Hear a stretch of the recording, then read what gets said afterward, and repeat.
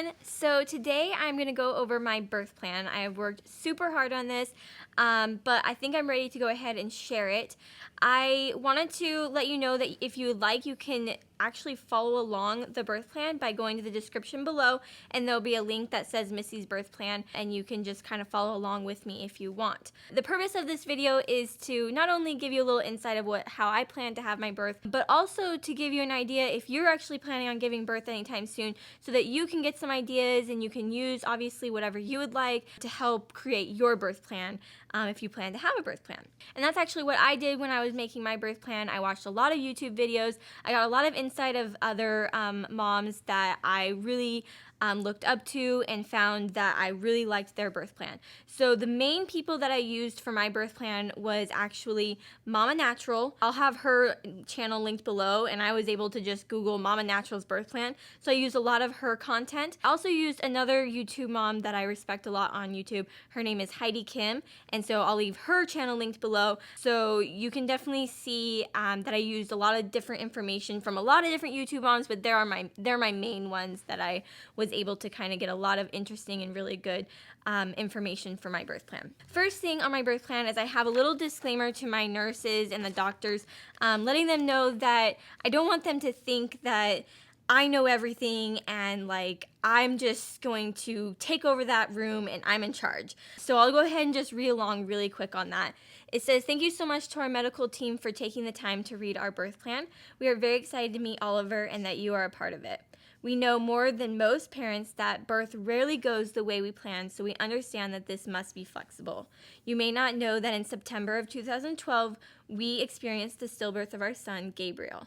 This experience has affected our decision for this birth. Our number one priority above all things is our son Oliver's safety. We understand that you are medically trained to make decisions to help us in this process, so this birth plan is only what is ideal for us." I felt like that was a really important statement to let them know that I am not going in there to just take over, like I said, and that they are the professionals, and I do trust them to an extent. I do want them to give me the right advice, and so I didn't want them to think that I just know it all, so they don't feel intimidated by me. It also says that we desire a labor and delivery process that is natural with as few interventions as possible. We wish to be informed about all procedures and tests before they are performed. If this is an induction, I would like the choice to have very little use of Pitocin or other labor-inducing medications. Just because I simply feel like with Pitocin, I don't feel like I need to start off with what they feel is necessary, the most recommended amount. I feel like if we were able to start a little bit smaller amount, then we could work up to it a little bit slower than what they usually start off when they decide to induce labor. Now, a lot of this I have gone over with my hospital because, I am giving birth at a hospital. This isn't a birth center, and there are procedures at hospitals that you wouldn't necessarily maybe choose if you were having a home birth or a birth, or if you're having a birth at like a birth center or something. So I did speak with my hospital, and they said that they would be willing to work as much as possible with all of these requests, but of course it is a hospital, so I have to be understanding to those things. First, I list for during the labor. I kind of tried to break it up so that they didn't have to just be totally bombarded with all this information, that they could just read during the labor while I was in the labor process. So then I simply break it up into what's accepted and what's not accepted. So during the labor, what is accepted is that I want my husband and my mom in the room at all times. I also am requesting other family members as is comfortable and non-distracting. It sounds like they're only really allowing, technically they only allowed 3 family members in my hospital room, which I'm not super happy about, but I'm going to try and, let them know that if it's a comfortable setting and that if it's not too distracting, that maybe they will allow a little bit more, so we will see on that one.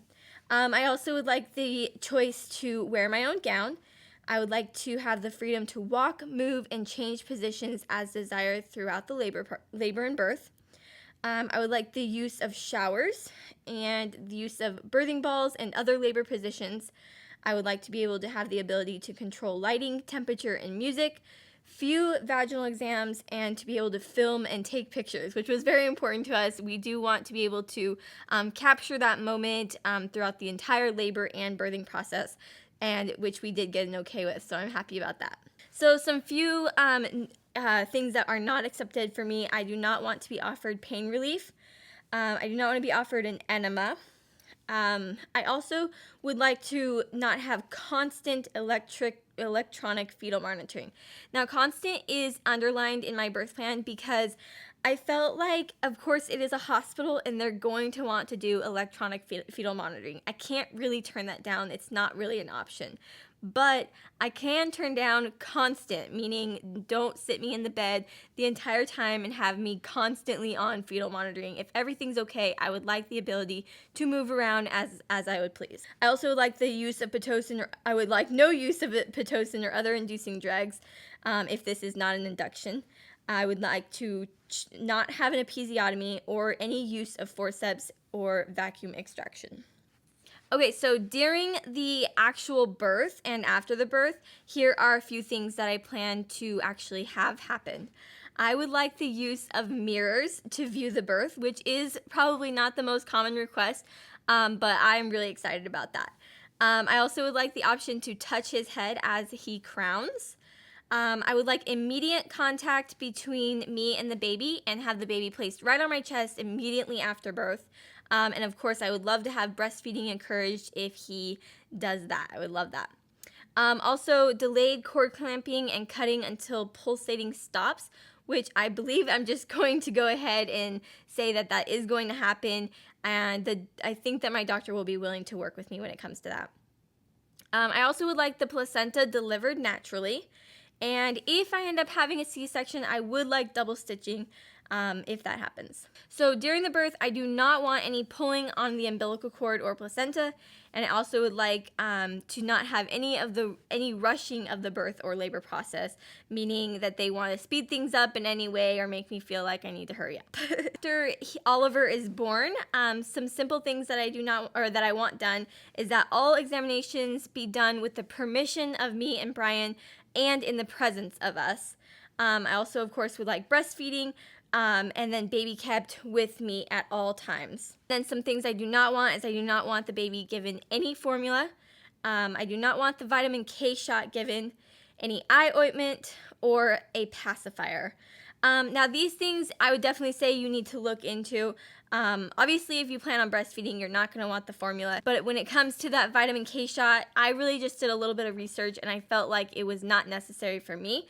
But definitely figure out if it's something that you want to do. And same thing with the eye ointment. Definitely figure out if that's something that you want done. But I definitely didn't want any pacifier because I didn't want to have any kind of problems with nipple confusion. And then at the end, it does say that we plan to take the placenta home as soon after the birth as possible.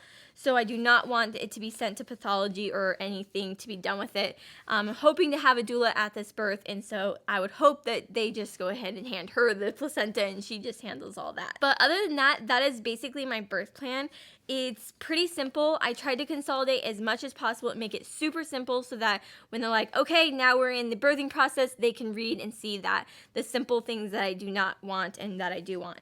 This is a pretty simple birth plan also because I am giving birth at a hospital and I have to be understanding to their procedures and their rules. I really don't get a lot of options, but I can do as much as I can.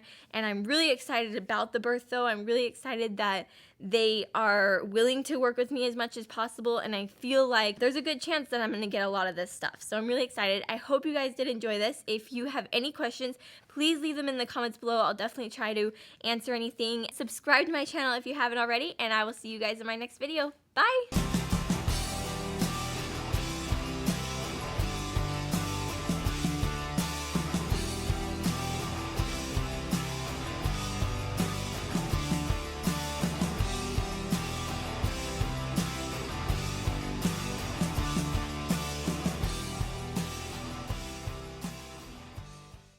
How do I look? You look nice. Like that fan in the background? No, I did not. We're moving the fan right now. Moving the fan, moving the fan. Talking to Brian. I just stuck my tongue out at him.